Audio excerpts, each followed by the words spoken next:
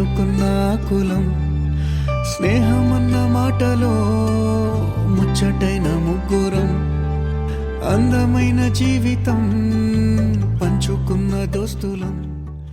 దోస్తర దిన్ అందమా దోస్తి గట్టుకుందమా,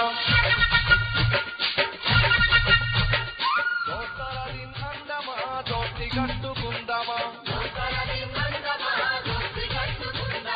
బలాయ్ బలాయ్ తీసుకొని ఆటలాడుకుందమా, ఆగని జన పోరాటంలో భాగమై పోదమా.